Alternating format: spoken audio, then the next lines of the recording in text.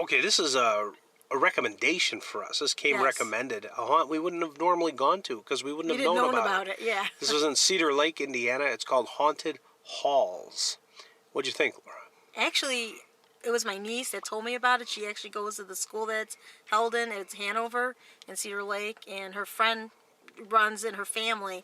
So she said, "Oh, see if you can get out there." And I didn't even know about it. So I told Brian, and luckily we were able to make it out there this year, and I'm really happy we did.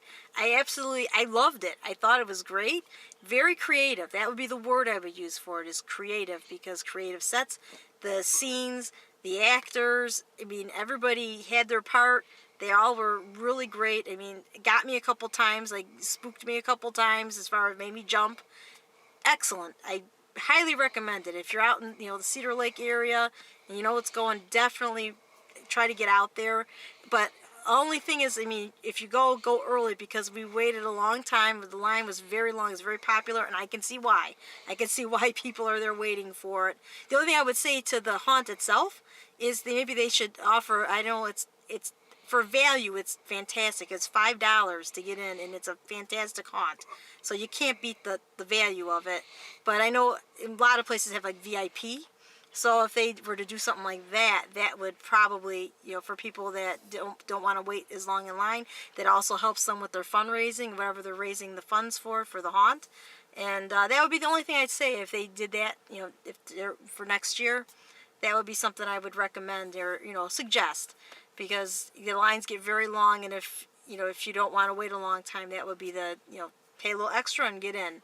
But for me, I'm giving this a 5. It's definitely a 5. Highly recommended. I think it was great. Fantastic. I'm really happy we got out there this year. I'm going to echo that. This was a surprise. Didn't know what we were going to expect, and we got in there, and it was really very entertaining, if I had to use one word. Entertaining. And creative is another word. Okay? Not fancy sets. The in-between walls, if you will, were just black plastic bags, but it didn't matter because the actors were very creative and inventive in what they did. There was some stuff that we see in the larger haunts, in this smaller haunt, in what would be considered professional haunts.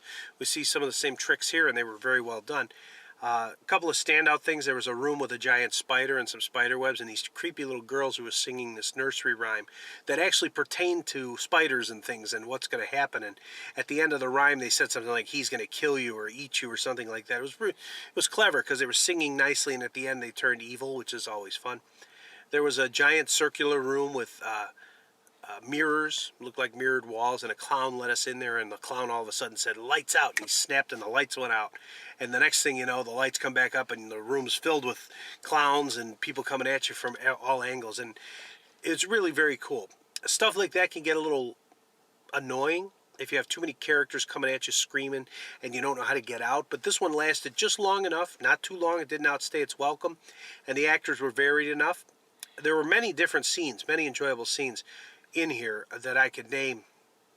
There's a room with digital snakes on the floor, a projection of some snakes on the floor. Yeah, that which was pretty cool. Excellent effect, yes. There was a butcher shop with a pig butcher guy who was really kind of cool, and he actually, like, something was being sprayed at you every time he used his cleaver to chop something. It was water, probably, Yeah. but I hope it was water, because it got me in the face. Yeah, I hope it was water, too. So there were things like that. An old lady with a cane who came after you, and she's going to beat you with her cane, which, of course, is hilarious. Or her walking stick is pretty funny. Creepy doll room in the beginning. Another doll, the girl with a doll mask at the end, and a giant rabbit. There's a giant, ugly rabbit in there, too. Not a nice rabbit. He's this creepy, scary rabbit. That was cool. I've never seen something like that. So we really enjoyed a lot of the creativity, inventiveness. Hats off to all the people who operated. I'm going to give it a 5 out of 5 too. One small suggestion, and that is the patron flow was a little bit slow.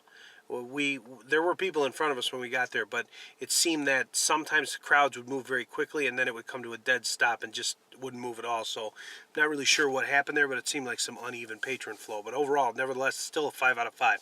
That's why I suggested the VIP for people who didn't have the time to wait, or they have the option to give a bigger, pay a little more, and or come early. Yeah, or get there early. Yes, but I can definitely see why there was a long line and why there were a lot of people. Quite enjoyable. Yes, it is.